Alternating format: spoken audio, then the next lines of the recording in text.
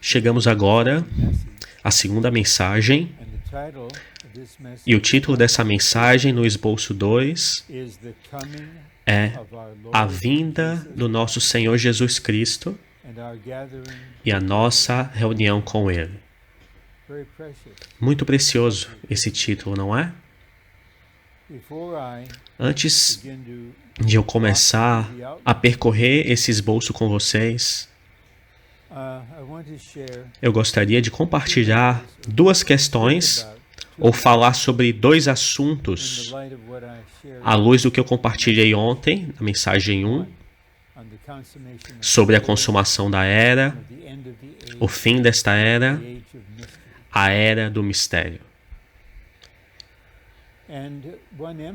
E uma das ênfases, não apenas nos pontos do esboço, mas o encargo do Espírito, é a sensação, eu não diria de todos, mas algo que é muito amplo, de que nós estamos nos aproximando da consumação da era.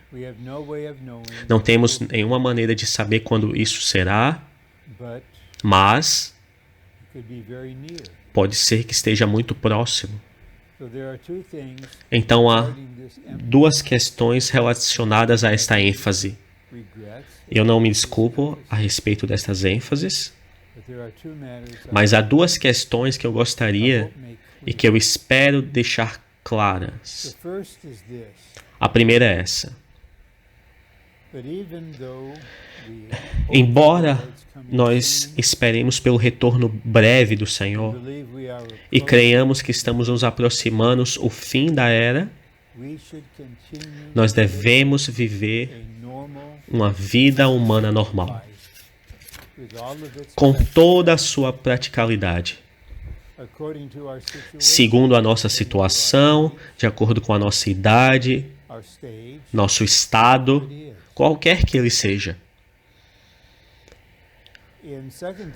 Em 2 aos Tessalonicenses, Paulo precisou dar uma palavra de ajuste a respeito de alguns irmãos que não queriam mais trabalhar. Eles sentiam, não, o Senhor está vindo. E Paulo os disse diretamente: se alguém não trabalhar, que também não coma. Sim, o Senhor pode voltar em breve, mas até lá, esta é uma lei. Trabalhe para sustentar a si próprio e a sua família. Em Mateus 24, o próprio Senhor Jesus está ilustrando o arrebatamento. E ele menciona isso, e é muito claro. Duas mulheres, e certamente elas são irmãs, elas são crentes. E duas delas estão fazendo um trabalho comum, estão moendo no moinho. Uma é tomada, a outra é deixada. E então o Senhor menciona dois homens. Eles estão no campo trabalhando. Claramente, isso significa que eles estavam nos seus trabalhos.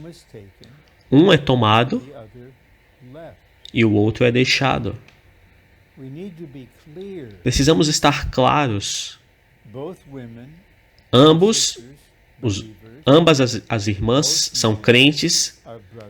Ambos os homens são irmãos, são crentes. Todos eles estão engajados em atividades diárias normais. Muitas delas repetitivas ou até mesmo rotineiras. Isso é simplesmente parte do nosso viver. Então a própria ilustração mostra que o arrebatamento terá lugar e intervirá na vida dos santos prontos, à medida que eles vivem a sua vida humana normal na Terra. As escrituras não dizem duas irmãs estavam orando lendo, ou praticando ORP, ou estavam online juntas, tendo comunhão. Não, elas estavam moendo no moinho, o mesmo com os dois homens. Então, apenas um breve comentário. Uma foi tomada, um homem foi tomado. Porque interiormente o Senhor sabia que eles estavam prontos, que eles eram maduros. No seu espírito eles eram vigilantes e responsivos. E à medida que eles trabalhavam, estavam levando a cabo as suas responsabilidades de outras formas exteriormente, de maneira interior, eles estavam vivendo na esfera divina e mística. Recentemente, eu recebi um e-mail muito pensativo, sincero, de uma irmã casada. Ela escreveu em nome dela e do seu marido. Eles estiveram no treinamento juntos como um casal. E ela mostrou uma foto dos dois com o seu garotinho, novo, apenas alguns meses de vida. E ela queria ter comunhão a respeito de uma preocupação que ela teve até mesmo alguns anos atrás. O Senhor está vindo em breve. As primícias serão arrebatadas, os vencedores estarão com o Senhor nos céus e retornarão com Ele. E o que acontecerá se eu tiver filhos? E aconteceu o arrebatamento e a criança ainda é tão nova. E isso a fez ansiosa e até mesmo temerosa a respeito de ter filhos. Mas ela é um vaso aberto, fiel ao Senhor, que está amando o Senhor. Ela se abriu plenamente para Ele, trouxe essa questão para Ele ao seu cuidado. E certamente Ele fez isso, que só Ele pode fazer ao apacentar a sua alma. Mas ela também queria alguma comunhão. E eu busquei o Senhor, a cabeça do corpo, a cabeça deste membro do corpo, para poder dar uma resposta. E eu brevemente compartilhei alguns pontos, e todos eles estavam baseados no que eu acabei de mencionar. Precisamos viver uma vida humana normal. Se você é um estudante universitário, permaneça na universidade. Se você está no seu trabalho, fazendo o seu melhor, e você recebe uma proposta de promoção, e isso não te fará um escravo de Faraó, vá adiante. Então, esse era o pensamento básico. Nós não sabemos quando o Senhor virá, portanto, devemos viver uma vida normal. E alguns outros pontos, um deles, baseado na verdade do Novo Testamento, da salvação do lar, nós podemos crer de maneira adequada, correta, que todos os que nascerem no nosso lar, na nossa casa, eles serão salvos. Isso é com certeza. Mas o Senhor também disse claramente em Mateus: muitos são chamados, poucos são escolhidos. Cabe ao Deus soberano determinar quem será escolhido para ser vencedor. Quem eles serão? Isso está além de nós enquanto pessoas, enquanto pais.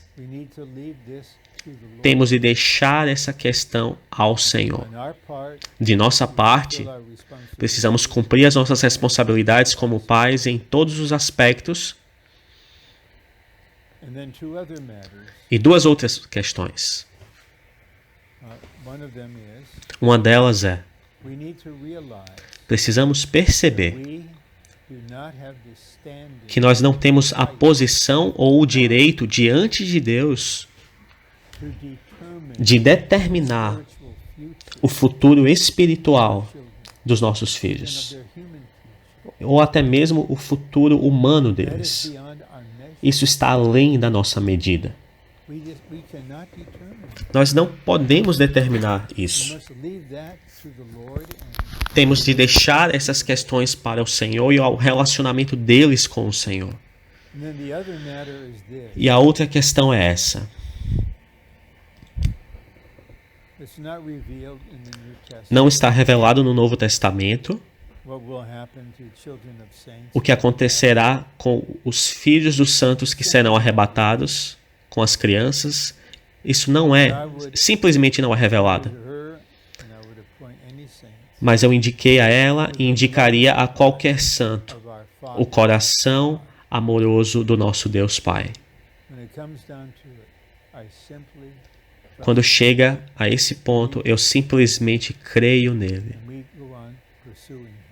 Então devemos prosseguir buscando-o. A outra questão que eu gostaria de comentar é esta. E eu me refiro a essa questão em alguma medida ontem. Mas agora eu serei mais específico. Em 1969 e 70, um livro foi publicado por um líder cristão que se concentrava em profecia.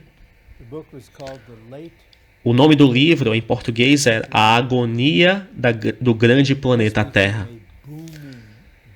E esse se tornou um best-seller explosivo que penetrou muitos níveis da cultura religiosa americana, porque ele apresentava alguns ensinamentos acurados, outros não acurados, a respeito da vinda do Senhor, do anticristo, essas coisas.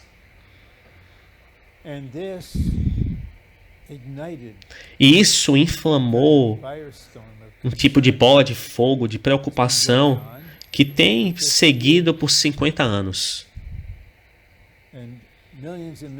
E milhões de livros foram vendidos por um autor que escreveu sobre aqueles que serão deixados para trás e todas essas coisas. E muitos cristãos estão preocupados, ou até distraídos, ou até mesmo obsessivos, tentando descobrir onde é que está o anticristo, quando será a vinda do Senhor, isso e aquilo. Esse é o pano de fundo de muito do cristianismo nos Estados Unidos. Eu não creio que você encontrará isso num país como a Dinamarca, onde as pessoas são basicamente indiferentes a Deus. Elas não o opõem, mas é simplesmente tudo irrelevante. Mas essa é uma preocupação. E alguns anos atrás, dois irmãos líderes em um determinado lugar, ambos serviam em tempo integral, e eles pediram para ter comunhão, porque um certo querido irmão, fiel, experiente, quis gastar algum tempo com eles, e o seu propósito era, ele disse, eu sei o ano da volta do Senhor. E eu não posso dizer-lhes isso, vocês têm que encontrar por si próprios. Então eu os encorajo a buscar, a pesquisar e a descobrir o ano da vinda do Senhor. E eles certamente respeitavam essa pessoa. Eles não discutiram, mas eles ficaram um pouco perturbados. Então eles buscaram comunhão. E eu precisei ser fiel, transparente e honesto com eles e lhes disse algumas coisas. A primeira, não há uma ordem, um encargo no Novo Testamento de que nós devemos determinar o ano da vinda do Senhor. Não há tal coisa. Não estou dizendo que você não pode fazer, mas nós não somos exigidos a fazê-lo. E do que eu conheço do ministério do irmão Lee, eu posso dizer que eu tenho um conhecimento pleno disso, pelo menos na língua inglesa, e eu não conheço nenhum lugar em que ele diz que nós deveríamos tentar fazer isso. Ao contrário, ele ministrou a verdade sobre a vinda do Senhor, sobre os vencedores, sobre o reino, nos mostrou a maneira como crescer em vida, como nos prepararmos para a sua vinda, como veremos no esboço. Então eu disse a eles, eu simplesmente não posso, honestamente, concordar com a ênfase deste irmão. Houve até mesmo uma grande conferência na restauração do Senhor, onde o irmão que falava até mesmo deu a data, o ano da volta do Senhor. E nós precisamos cuidar em comunhão de todo tipo de sentimento dos santos. Então, à medida que entramos nessas questões, e entraremos mais nesse esboço, eu recomendo, eu sugiro que vocês não sejam distraídos por tentar descobrir o ano. E mesmo quando o irmão falou sobre a vinda, essa é a vinda oculta, essa é a vinda pública. Então eu senti que eu devia a vocês, ou mais, eu devia ao Senhor simplesmente compartilhar a minha visão e sentimentos sobre isso. Nós precisamos focar no próprio Senhor e honrar a palavra de Deus na Bíblia para aprender, absorver, entender e ser concentrado e ser constituído com isso o máximo possível. E nós podemos plenamente confiar no ministério da era, por meio dos ministros da era, o irmão Ni e o irmão Lee, que o ensinamento deles será de acordo com a verdade. E essas três questões, o próprio Cristo, a palavra de Deus e o ministério, eles são suficientes para nós, na nossa vida com o Senhor e na nossa vida da igreja, preparar a nós mesmos para a vinda do Senhor. Agora chegamos ao esboço. Lerei o título novamente. A vinda de nosso Senhor Jesus Cristo e a nossa reunião com Ele. E vocês verão que basicamente toda a escritura, a leitura bíblica são de 1ª e 2ª aos Tessalonicenses. As primeiras epístolas escritas por Paulo em seu ministério. Então temos uma referência a Daniel 9. O ponto 1. As duas epístolas aos Tessalonicenses foram escritas à luz da vinda do Senhor. Isso é sem questionamento, sem dúvida. E precisamos saber e sermos lembrados que Paulo e os seus cooperadores entraram na cidade de Tessalônica, anunciaram a palavra de Deus fielmente. Um bom número se voltou dos ídolos para servir ao Deus vivo e verdadeiro. E por causa de uma perseguição intensa, Paulo teve que sair, teve que deixar a cidade após mais ou menos um mês. E ele estava muito preocupado sobre esses novos crentes, com esses novos crentes. E ele tinha Timóteo pediu que Timóteo estivesse ali com ele e lhe relatasse. Então, ele escreveu estas epístolas para cuidar dessa igreja jovem. E esses crentes que ainda estavam no seu estágio inicial. Mas ao fazer isso, ele escreveu à luz da vinda do Senhor. Isso indica que desde o início da nossa vida cristã, que essa luz deve ser brilhante de uma maneira adequada. E isso nos mostrará nos subpontos que isso nos ajudará a viver uma vida normal, nos ajudará a nossa vida cristã e da igreja muito. Ponto A. Cada capítulo de 1 aos Tessalonicenses foram escritas à luz da vinda do Senhor.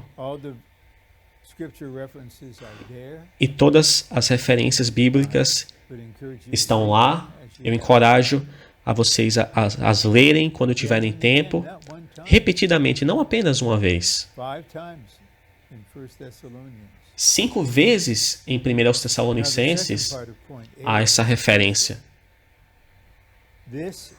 O ponto A, isso mostra que o escritor Paulo vivia e trabalhava com a vinda do Senhor diante dele. Ele viveu e trabalhou. Ele foi muito ativo na sua obra, como um apóstolo para os gentios. Ele não parou de laborar e ficou ocioso simplesmente aguardando a vinda do Senhor.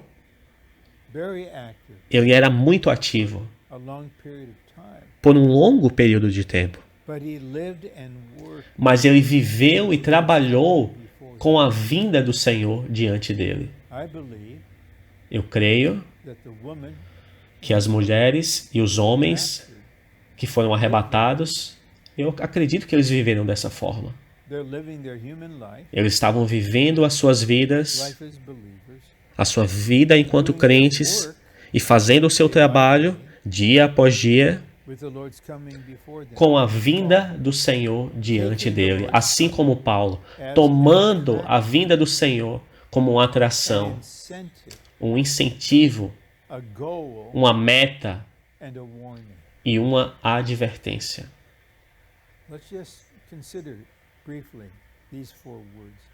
Consideremos essas 4 palavras, uma atração. Isso deve ser apelativo a nós, algo desejável para nós, que nos atrai ao Senhor. Um incentivo que nos motiva, a ler a palavra, a estudar o ministério, a ter tempo com o Senhor, a viver em comunhão, a servir o Senhor na igreja e com o Evangelho, a ser vitalmente ativo na vida da igreja. É uma meta. Todos nós, no nível humano, sim. Se você estiver num programa de doutorado, a sua meta é escrever a sua dissertação, defender a sua dissertação. Você está comprometido com toda a universidade. Então, você recebe o seu diploma e a designação, doutor tal e tal. Mas até mesmo uma meta como essa, e eu estou a usando como uma ilustração, ela não substitui a meta da nossa vida na Terra. A meta é a vinda do Senhor. E também é uma advertência. Uma advertência. Então, eu aprecio essas expressões que são muito balanceadas. Agora, ponto B. Porque estamos aguardando dos céus, o Filho de Deus, nosso futuro está focado nele. Queridos jovens, aqueles abaixo de 20, aqueles entre 20 e 30, posso me referir a vocês como jovens ou como jovens adultos. Em que está focado o seu futuro? Você pode dizer, estou focado na minha educação. Sim, você deve, mas esse não deve ser o foco. Eu quero ir ao treinamento, excelente, mas esse não é o foco. Eu quero casar e ter uma família, excelente, normal, mas por fim esse não é o foco. Eu quero avançar na minha profissão, bom, mas não deve ser o foco. De maneira geral, os jovens adultos, eles vivem no futuro. Muito geralmente, os mais velhos, os seres humanos, aqueles mais velhos, eles podem viver no passado. Mas nós precisamos que o nosso futuro esteja focado em Cristo. E então, prosseguimos. Nossa vida declara que não temos nenhuma esperança nesta terra.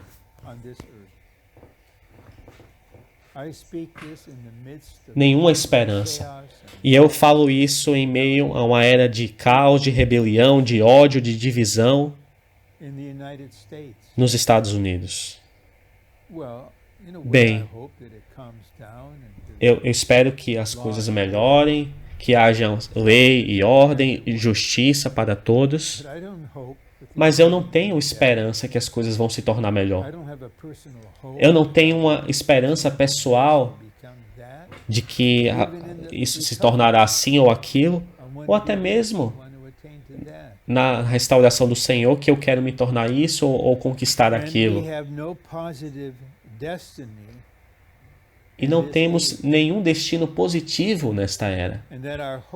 E que a nossa esperança é o Senhor que está vindo, que é o nosso destino para sempre.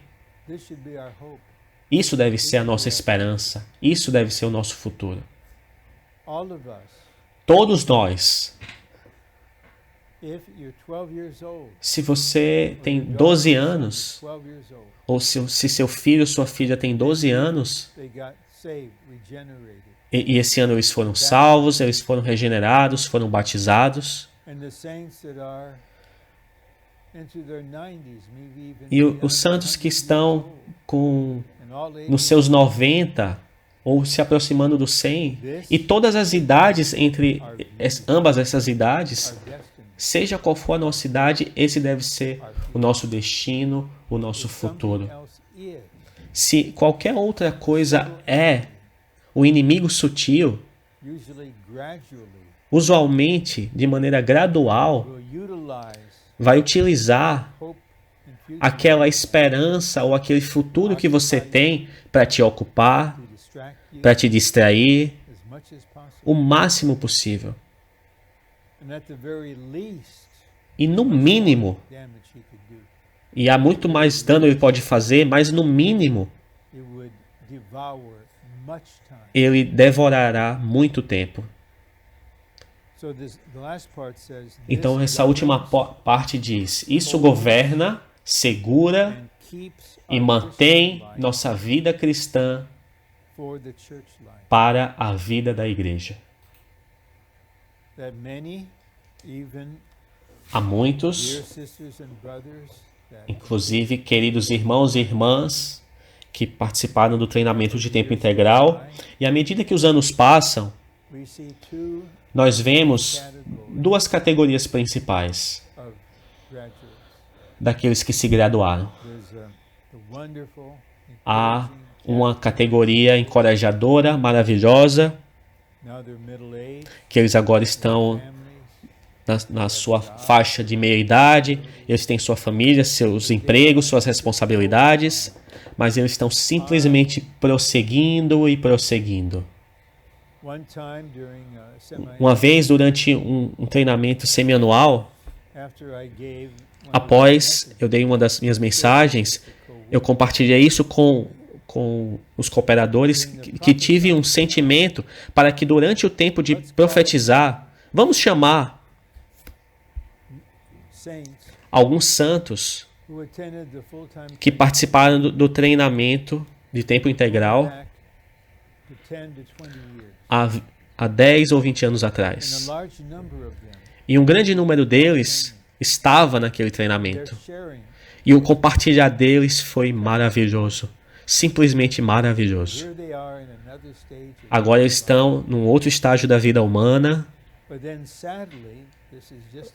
Mas, de maneira triste, isso é apenas um fato. Muitos se tornam distraídos pelo dinheiro, pelas coisas desse mundo, por várias questões. E eles mal estão na vida da igreja, ou até mesmo por um certo período eles sequer estão na vida da igreja de maneira prática. Nós precisamos de um incentivo, de uma visão para nos governar. De maneira que nós remiremos o tempo, cooperaremos com o Senhor e viveremos uma vida humana, mas de maneira interior somos governados pela visão da vinda do Senhor, do fim da era e da mudança dessa era. Algarismo Romano 2. Precisamos ver, entre aspas, a vinda de nosso Senhor Jesus Cristo e a nossa reunião com Ele. Gostaria de ler novamente todo o versículo. 2 Tessalonicenses 2:1.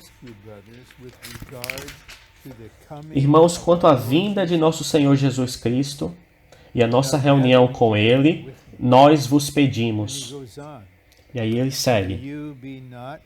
Que não sejais facilmente abalados na vossa mente, nem vos alarmeis. Então ele está cuidando do ser dos santos, para que eles não fossem abalados. Então agora temos essa seção importante a respeito da vinda do Senhor. O ponto A diz: a palavra grega para vinda é parousia, que significa presença. Então veremos nos pontos seguintes nesta sessão o que significa parousia ou presença. E veremos que ela cobre um período de 3 anos e meio. Ponto B. A vinda de Cristo será a sua presença com seu povo. Na mensagem 1, eu comentei sobre essa palavra, parousia, e ela é usada para designar a presença de uma pessoa dignificante, digna. A presença do primeiro-ministro, a vinda de um presidente ou de um CEO de uma companhia onde nós trabalhamos, então imediatamente nós ficamos alertas. Essa não é uma pessoa comum. Precisamos prestar atenção a isso. Então, a vinda de Cristo será a sua presença com o seu povo. Agora vemos isso. Ponto 1. Essa presença começará. Não é simplesmente uma aparição repentina. Ele está aqui e agora está aqui abaixo. Esse será um desenvolvimento gradual.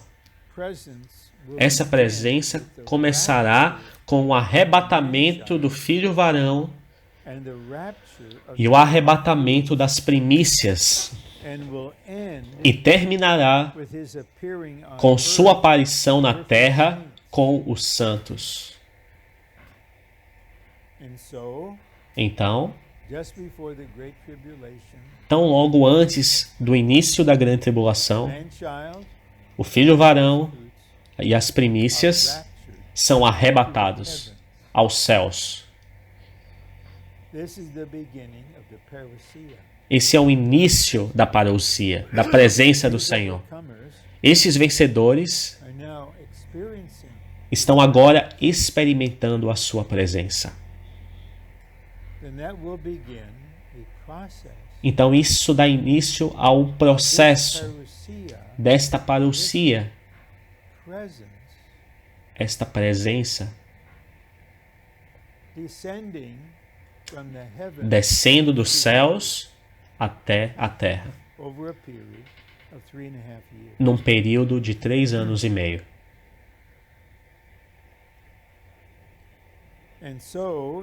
Então, no versículo 1, temos essa palavra parousia introduzida. Então, no versículo 8, 2 Tessalonicenses 2, lemos isso. E então será revelado o iníquo, a quem o Senhor Jesus matará com o sopro de sua boca e aniquilará pela manifestação da sua vinda. Isto será no final desses últimos 3 anos e meio.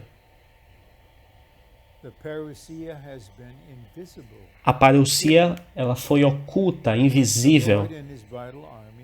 O Senhor e o seu exército marital estará descendo sobre a terra. E então a presença do Senhor será manifestada em intensa luz. E o anticristo será destruído por isso.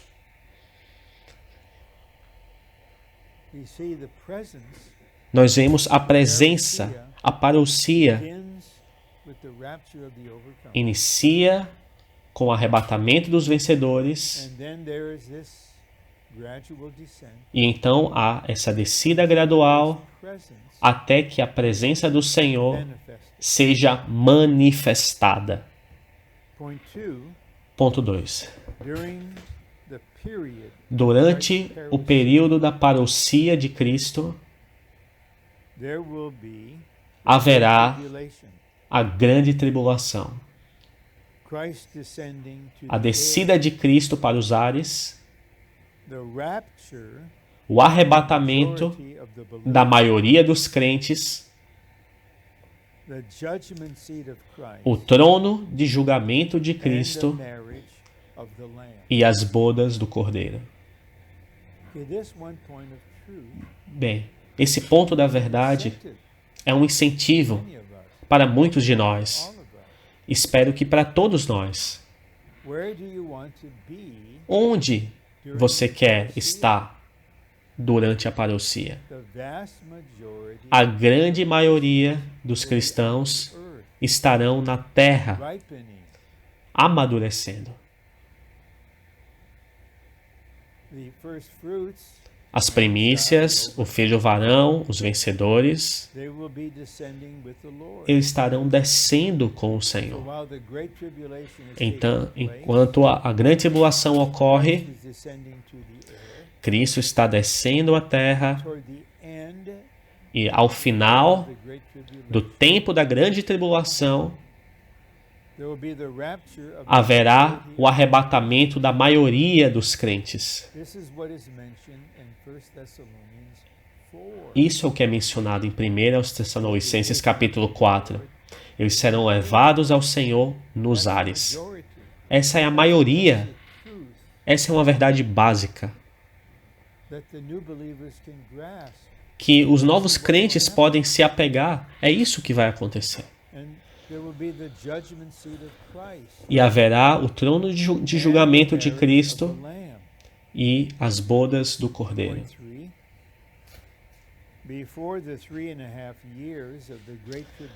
Ponto 3. Antes dos 3 anos e meio da grande tribulação, os vencedores entre os crentes serão arrebatados até a presença de Cristo, parousia nos céus.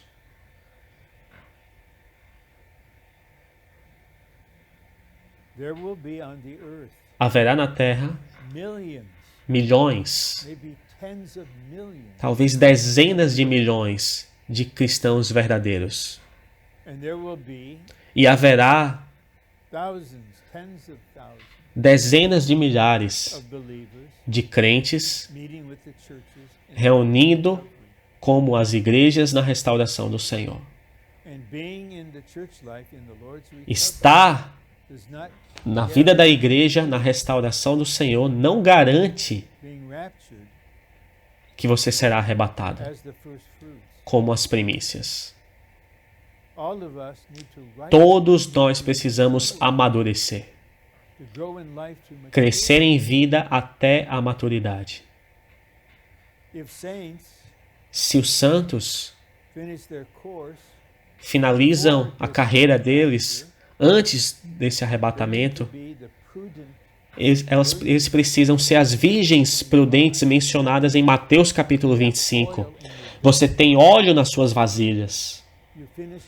Você terminou a sua carreira cheio do Espírito no seu ser. Então você será arrebatado com o filho varão. Mas a grande maioria dos crentes que dormiram, ou aqueles que ainda estão vivos,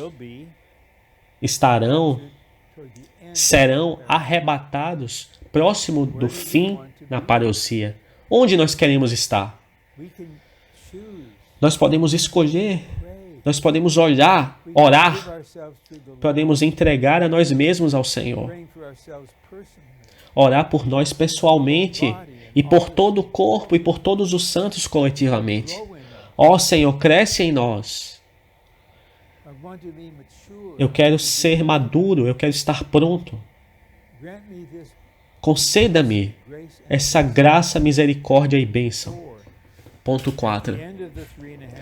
No final dos 3 anos e meio da grande tribulação, a segunda metade da última semana, em Daniel 9:27, a maioria dos crentes, tanto os mortos e os ressuscitados e os vivos, será arrebatada à presença de Cristo, parousia nos ares. Então, sim, todos seremos arrebatados. Os crentes nos Estados Unidos têm discutido sobre o arrebatamento por décadas. Será antes da grande tribulação ou após a grande tribulação? Graças ao Senhor, nós temos a verdade completa. Será tanto antes quanto depois. O arrebatamento dos vencedores será antes. O arrebatamento da maioria será ao final. Agora, 1 Tessalonicenses 4, 16 e 17 fala desse arrebatamento, que corresponde à ceifa da seara em Apocalipse 14, 14 a 16.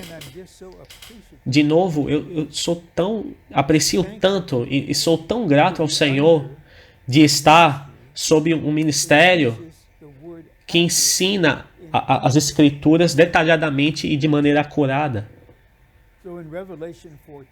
Então, em Apocalipse 14, nós temos a colheita ali, que corresponde a Mateus 13, em que a semente é semeada. Aqueles que amadurecem antes são as primícias, são os vencedores, eles são arrebatados. E então, 3 anos e meio depois, o remanescente, eles são colhíveis depois de 3 anos e meio. Eles estão agora prontos para serem colhidos. Essa é a verdade. E santos, nós não somos uma exceção a isso. Nós ou seremos arrebatados antes da grande tribulação ou ao final delas. Agora, algarismo romano 3. A profecia das 70 semanas em Daniel 9, 24 a 27 mostra que o dia da vinda do Senhor está muito próximo.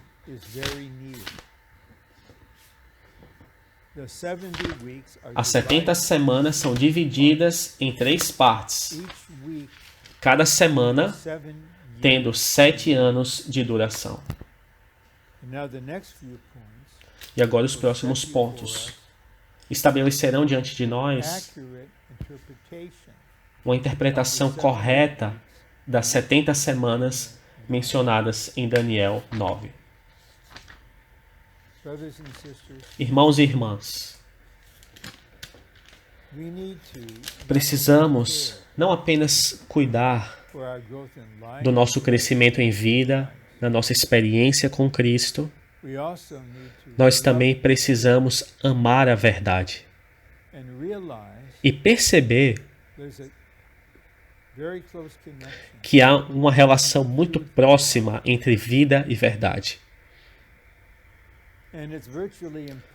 E é virtualmente impossível ter uma experiência normal de Cristo como vida se nós não conhecermos a verdade, que é a base para esta experiência de vida.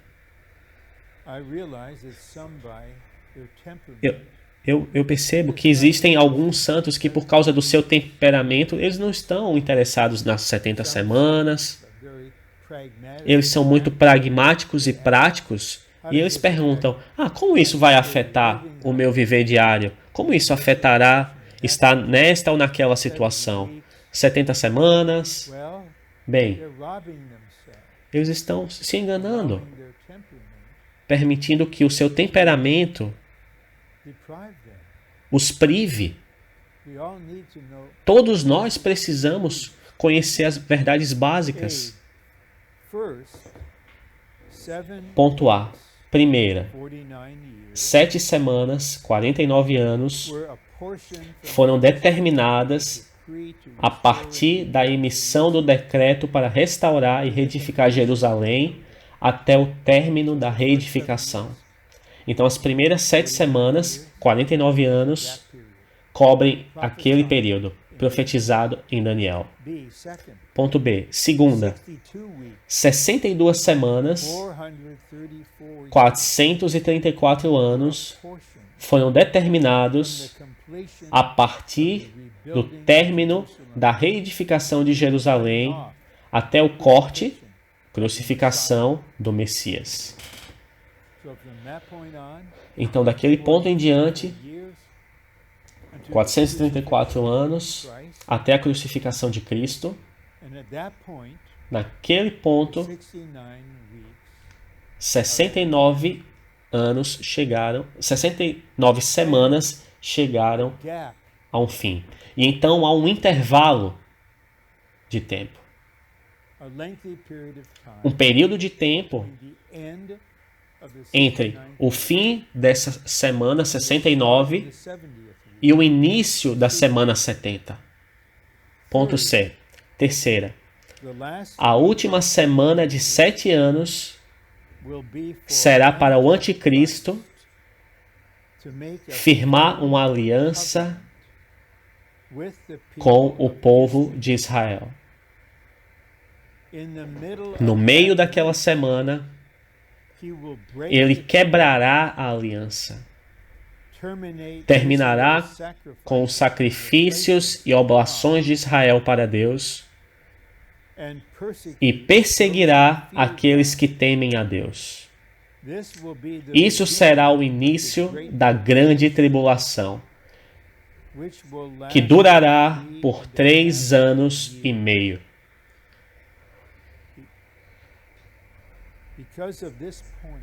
Por causa desse ponto, precisamos estar vigilantes sobre a situação no mundo, especialmente em relação a Israel e desenvolvimentos que ocorrem no continente da Europa. Daniel 9, 27 refere-se a esta aliança.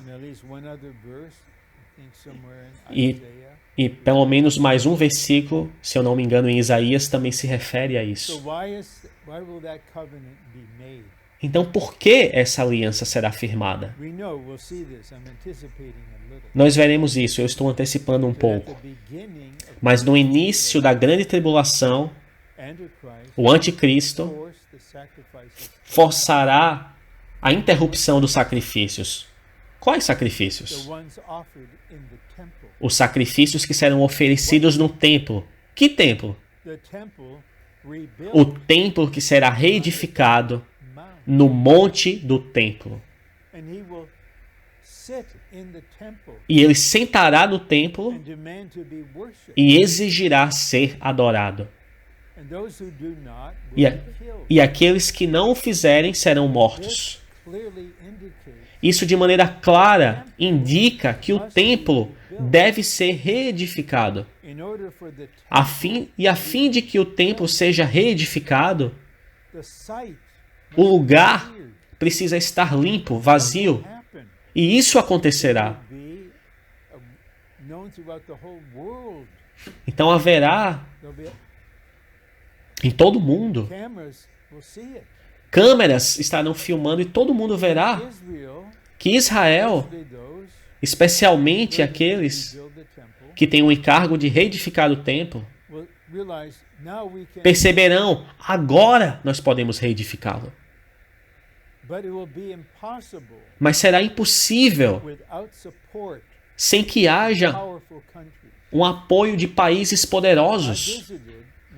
Eu visitei mais de uma vez o Instituto do Templo, da Restauração do Templo, lá em Israel, e eu perguntei a um rapaz de maneira pessoal: você acha que vocês podem reedificar este templo sem um apoio internacional forte? E o rapaz disse: não. O fato, e esse é apenas o pensamento, um discernimento meu, o fato de que Israel se voltará a um líder europeu indica que àquela altura Israel não pode mais estar sob os Estados Unidos para fazer isso. Então haverá esse líder poderoso que será o anticristo, e ele fará uma aliança com a nação de Israel. Sim, eu estou comprometido com isso e com essa edificação. Agora, vejam o ponto 1. Quando houver a notícia que tal homem forte assinou um tratado de 7 anos com Israel, temos que nos preparar para sermos arrebatados. Porque quando esse tratado, quando esse acordo ele for pactuado, isso marca o início da semana 70. Agora sabemos o ano da manifestação do Senhor. 7 anos após aquele ponto. Nós aprendemos a verdade.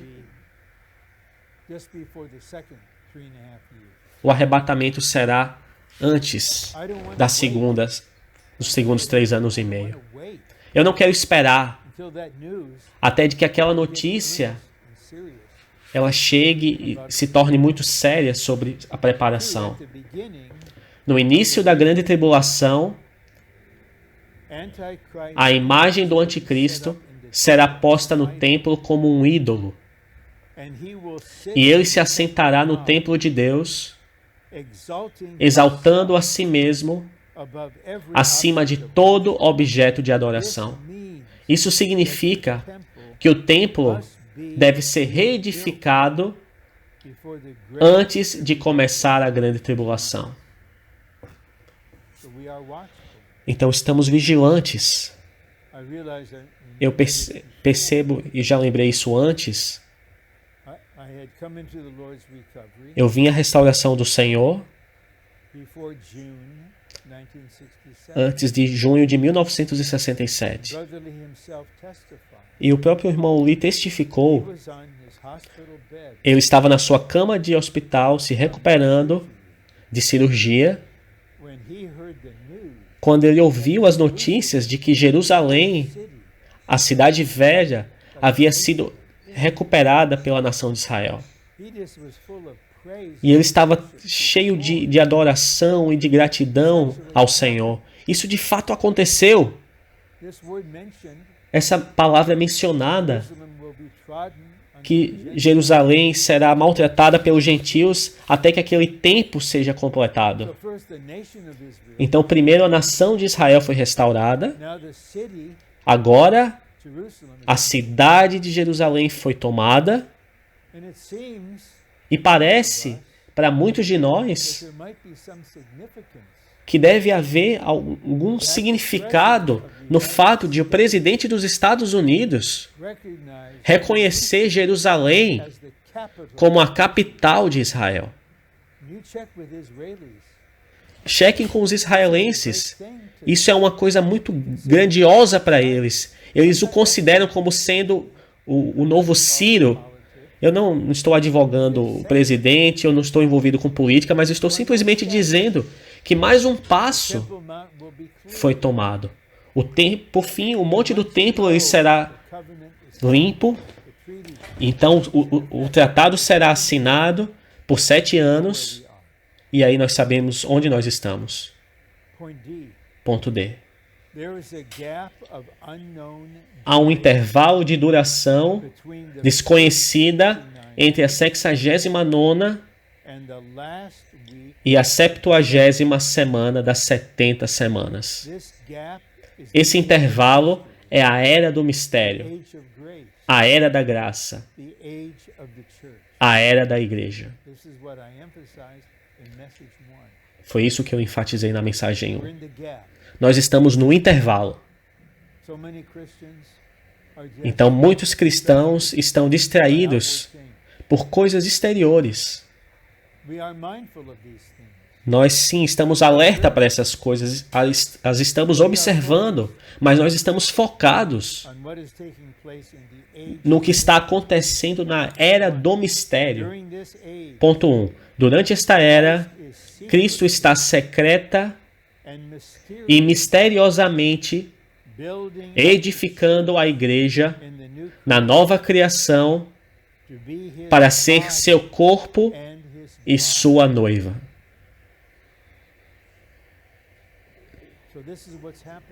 Então é isso que está acontecendo. Especialmente na restauração do Senhor. Não porque somos melhores do que outros cristãos, nós não somos e nós não pensamos dessa forma. Mas nós retornamos como remanescente à base adequada. E sobre esta base, nós temos a bênção do Senhor. E aqui nós estamos praticando a vida da igreja como ordenada por Deus. E é isso aí. E o Senhor está secreta e misteriosamente edificando a igreja na nova criação.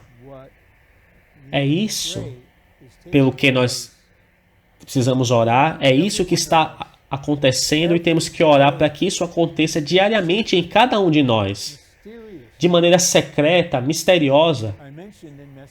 Eu mencionei na mensagem 1 e dei alguma ênfase que quando a parousia estiver prestes a ocorrer, o Senhor virá como o noivo para arrebatar a noiva. Mas a fim de que nós sejamos a noiva, nós precisamos ser o corpo. Como disse, a mulher com o corpo precisava ser edificada por Deus, a fim de que o complemento à noiva fosse apresentada ao homem Adão. Este é o foco da restauração do Senhor. E ao final do ministério do irmão Lee, a realidade do corpo, a edificação do corpo, o viver coletivo do homem-Deus, a realidade do corpo, cuidar do corpo, antes mesmo de cuidar da nossa igreja, o cuidado da nossa igreja é secundário. Isso precisa ser verdade para todos nós hoje. Ao final da era, no final da última semana, no final da última semana das 70 semanas, Cristo com seus vencedores, seu exército nupcial virá como a pedra que esmiuça para esmagar a totalidade do governo humano e se tornará uma grande montanha, o reino de Deus, que enche toda a terra. Então a sequência será corpo, noiva, exército, pedra e montanha. A montanha é a manifestação do reino. Então, nesta era, precisamos crescer em vida para edificar o corpo e, ao mesmo tempo, como indicamos numa mensagem recente, nós estamos nos preparando para sermos parte da noiva. E então, a noiva será o exército, e por isso precisamos aprender a nos engajar em luta espiritual, precisamos ser experientes. E então haverá a pedra coletiva, que inclui os vencedores. Então precisamos nos tornar pedras vivas, vitais e com peso. E a pedra se torna a montanha, a manifestação do reino. Isso indica que nós também precisamos aprender a viver na realidade do reino. Eu tenho dado conferências de 5 mensagens sobre isso. Isso é apenas um resumo. Precisamos estar na edificação secreta e misteriosa. Isso é algo que nós não podemos ver. Cristo está fazendo morada no nosso coração por meio da fé. É algo misterioso, mas é real. Próximo ponto. Cada dia que temos é verdadeiramente a graça do Senhor. Portanto, devemos amar o Senhor e a sua aparição, aguardar a vinda do Senhor e sempre tomar sua vinda como um encorajamento.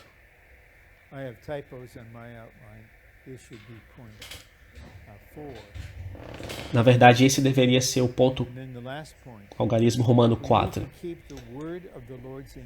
E o último ponto agora. Precisamos guardar a palavra da perseverança do Senhor, Apocalipse 3:10, nos posicionarmos contra as táticas desgastantes de Satanás, as suas estratégias que tentam nos desgastar pouco a pouco. O irmão Ni tem uma mensagem muito útil sobre esse ponto. Precisamos estar alertas a esse respeito. E juntos nos posicionar contra isso. E viver, andar e laborar por fé e amor na esperança da volta do Senhor. Então aqui vemos a verdade sobre as 70 semanas, a respeito da parousia, a respeito dos 2 aspectos do arrebatamento, a respeito da edificação secreta e misteriosa da igreja, todos vão juntos. Então precisamos conhecer a verdade, precisamos estar atentos para a situação mundial e precisamos estar exercitados nesta era, neste momento, para participar na edificação secreta e misteriosa do corpo de Cristo. À medida que vivemos a nossa vida humana, com todas as suas responsabilidades, em cada um dos seus estágios. Se estamos laborando no campo ou moendo no moinho, interiormente, nós estamos numa outra esfera, prontos para estar com o Senhor. Não no final da sua parousia, mas no início da sua parousia. Que o Senhor tenha misericórdia de todos nós e que dê graça a todos nós e que de nossa parte possamos responder de uma maneira forte com todo o nosso ser para cooperar com o Senhor à medida que o fim dessa era se aproxima e a parousia do nosso Senhor inicia.